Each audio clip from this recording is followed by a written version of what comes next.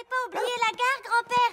Tu dois aussi la décorer pour l'occasion. Eh bien, je t'avouerai que j'ai pas eu le temps de m'en occuper. Mais il y a beaucoup de gens qui vont venir la voir, grand-père. Tu dois penser à eux. Mathieu n'a pas tort, tu sais.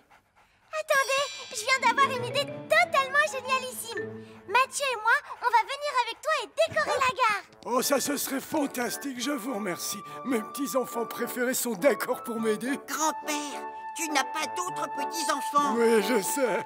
Et alors? Habitants de Pontypandy... Jean de Pontypandy... Sam, Oh non. ça m'étonnerait que les gens de Pontypandy puissent t'entendre. Je sais bien, Elvis. Je répète juste mon discours. C'est moi qui fais l'inauguration de la gare et je vais aussi couper le ruban. C'est un grand honneur, Sam. Moi, j'ai hâte de voir le nouveau train. Il n'y a rien de plus beau qu'une locomotive à vapeur, croyez-moi.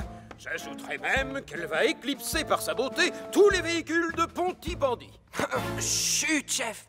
Jupiter va vous entendre. Enfin, à part Jupiter, bien sûr. Mais bon, Jupiter n'a pas de joli wagon, une splendide cheminée et il ne roule pas sur des rails. Toutou. N'écoute pas ce qu'il raconte, Jupiter. Tu seras toujours mon véhicule préféré. Non, excuse-moi. Je t'ai fait une petite rayure. Oh, je suis vraiment désolé. Voilà la merveille, la fusée de Pontypandy. Oh, grand-père, elle est vraiment magnifique. Oh, c'est drôle, on dirait un vrai train. Mais c'est exactement pareil, sauf qu'elle marche à la vapeur. Comment ça fonctionne? Ben, je mets du charbon dans la chaudière pour faire chauffer l'eau. Et ensuite, la vapeur fait tourner le moteur. Waouh, ça marche au charbon alors? Oui, et à l'eau, n'oublie pas. Et tu la trouves où, l'eau qui te sert à la faire rouler? Dans la grosse citerne rouge devant toi. Tu vois le grand tuyau coudé? On s'en sert comme d'un robinet pour remplir le réservoir d'eau de la locomotive. Oh. Tu peux nous emmener faire une balade, grand-père? Désolé, mon grand, mais tu vas devoir attendre. Je dois allumer le feu dans la chaudière. Tu viens, Mathieu? On n'a qu'à décorer la gare. Misère, je n'arriverai pas à l'enlever. C'est pas grave, personne ne la verra. Non mais c'est pas possible. Dites-moi que je rêve. C'est quoi cette affreuse rayure sur la porte de Jupiter? Je l'ai rayé avec ma clé plate, mais je l'ai pas fait exprès. Je vais essayer de l'enlever avec une éponge. Je voulais qu'il soit superbe, comme la nouvelle locomotive. T'inquiète pas pour lui, portillon Jupiter et camion de pompiers. C'est normal qu'il ait des cicatrices. Et je vous invite à vous joindre à moi pour applaudir bien fort la nouvelle fierté de Pontypandy. Et je veux bien sûr parler de cette belle locomotive. Oh, misère. Ne t'en fais pas, Jupiter. Toi aussi, tu seras splendide devant tout le monde. Je vais juste te refaire une petite touche de peinture. Oh, non! Je suis désolé.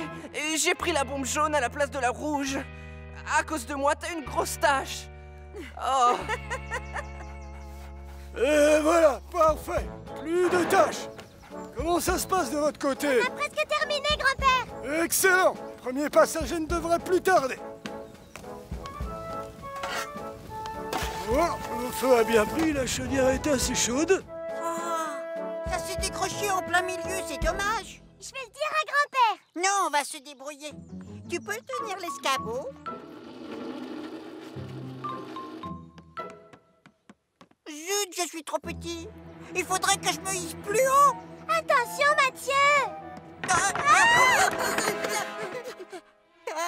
J'arrive.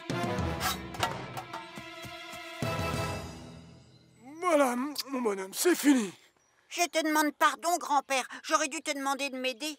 C'est pas grave, mon petit. Allez, tu restes là, et moi j'arrange ça.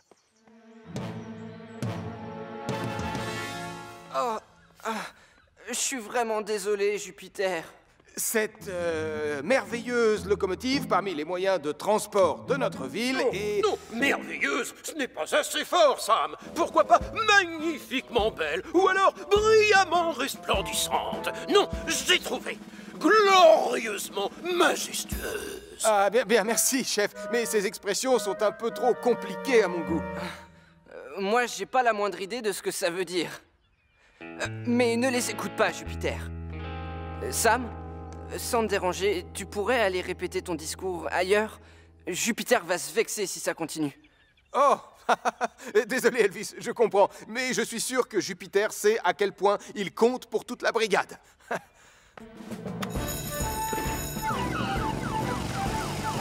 Allez, 1, 2, 3, tire!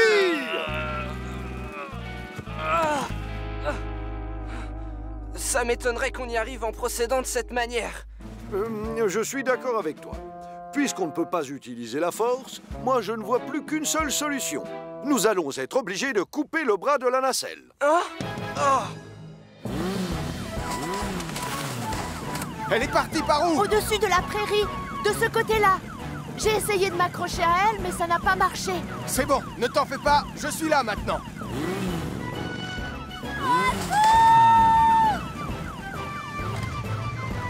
N'aie pas peur, Sarah!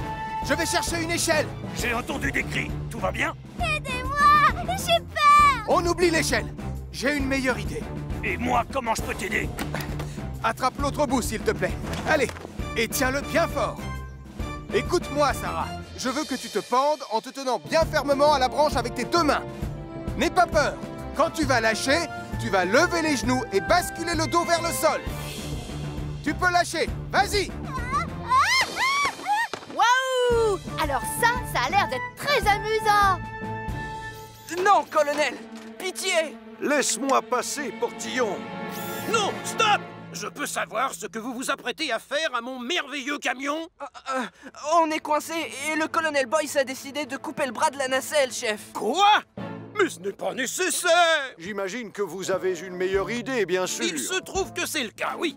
Vous n'avez juste qu'à dégonfler les pneus comme ça, Jupiter sera un petit peu moins haut et vous pourrez rouler sans problème. Ouh, je reconnais que c'est très ingénieux comme idée.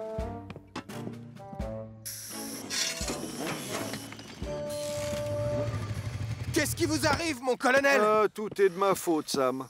Je n'ai pas vu que le levier de la nacelle était mal enclenché. C'est indigne d'un professionnel. Je devrais peut-être m'acheter une paire de lunettes pour y voir mieux. Heureusement que le commandant Steele est intervenu à temps.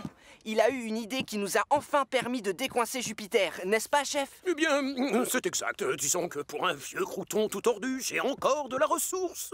Et le dos, ça va? Vous n'avez plus de sciatique, chef? Ah, ça! Regardez-moi, j'arrive enfin à me tenir droit et mon dos ne me fait plus du tout souffrir. J'en déduis que vous allez pouvoir retravailler? Oui, absolument, Sam. Évidemment, il faudra que notre cher colonel Boyce me donne son accord. Oh, mais oui. Vous l'avez, bien sûr. Je retourne au centre de commandement. Et je vous confie la caserne et toute sa brigade. Au revoir, vieux camarade. Dans ce cas, prouve-le, vas-y. Avec joie! Paré à décoller. Tu vois, c'est fantastique, tu trouves pas? C'est bon, on fait une pause. On arrête là l'entraînement. Tu peux faire descendre la nacelle, Portillon? Bien, je m'en occupe tout de suite, colonel. Chef? Steele, on peut savoir ce qui vous amène? Vous ne devriez pas plutôt être couché? Non, pas quand il y a du travail à la caserne. Mais on se débrouille très bien sans vous, mon vieux camarade. Vieux? Vieux? C'est moi que vous traitez de vieux, Boyce! On ne veut pas que vous reveniez travailler tant que vous n'êtes pas guéri, c'est tout. Mais je vais très bien, Sam. Je veux reprendre mon poste. C'est moi qui commande cette brigade, vous entendez? Ah! Oh! Pas aujourd'hui. Vieux crouton, va. Maintenant, si vous voulez bien nous excuser, on a du travail. Je bloque la nacelle de Jupiter et ensuite je vous emmène faire une petite balade, Portillon. Avec plaisir. Oh, voyons. C'est quel levier déjà? C'est bon, tout est sous contrôle, vieux camarade. Vous pouvez rentrer chez vous tranquille. Au revoir. Ça y est, c'est bloqué.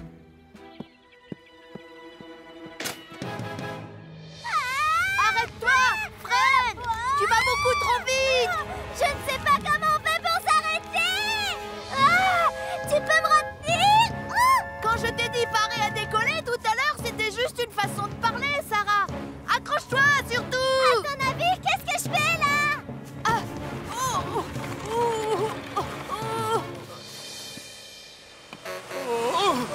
Mon dos. Regarde bien comment je fais, Portillon. Imagine que c'est un stage d'entraînement.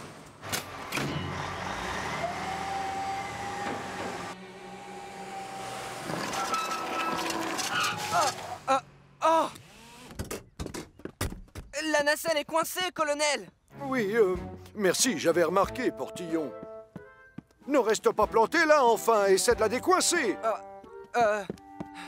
D'accord.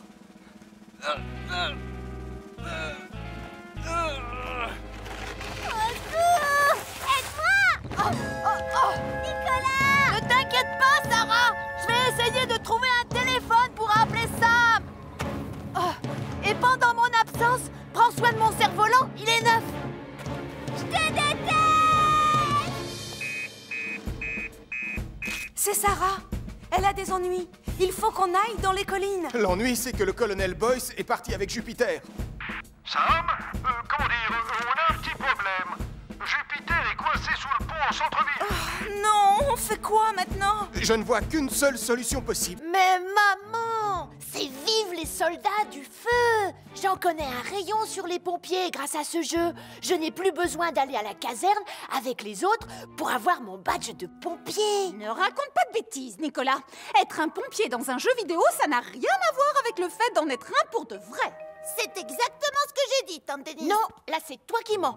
Tout ce que t'as dit c'est « Donne-moi la console, maintenant c'est mon tour ». Ça suffit, tous les deux, et donnez ça à Tristan. On ne sait jamais, il pourrait avoir soif. Compte sur nous, D'accord. Tante Denise. Bien, voilà le programme. La bande des petits pionniers de Pontypandy doit passer tout à l'heure. Alors, j'ai besoin de 2 volontaires pour les aider à gagner leur badge de pompier. Oh! Je peux le faire, chef. Je les adore, les petits pionniers de Pontypandy. C'est une mauvaise idée, Portillon. Hier soir, tu avais promis de nous cuisiner ton succulent pâté à la viande pour le dîner. Oh, oui, c'est vrai. D'ailleurs, depuis, je ne pense plus qu'à ça. Et moi donc? Bon, d'accord. Je m'occuperai du dîner, alors. Ah, les enfants sont déjà là. Si on allait les accueillir? Et moi, pendant ce temps, je vais couper mes oignons. Bonjour Sam, bonjour Julie. Comme prévu, je vous confie les pionniers. Je repasserai les chercher à l'heure du goûter. D'ici là, je suis certaine qu'ils auront tous gagné leur badge. Moi, c'est sûr que je vais l'avoir. En fait, Sam va tellement être ébloui par mes talents de pompier qu'il va sûrement me supplier de rejoindre leur brigade. On est les pionniers de Pontypandy. On n'a pas peur, on est tous amis. Venez avec nous et criez bien fort. Et pipi pourra, les pionniers de Pontypandy sont là. Oh, oh. Oui, chef? J'ai juste un conseil à te donner. Nicolas Prime va passer l'après-midi à la caserne et c'est un estomac sur pattes.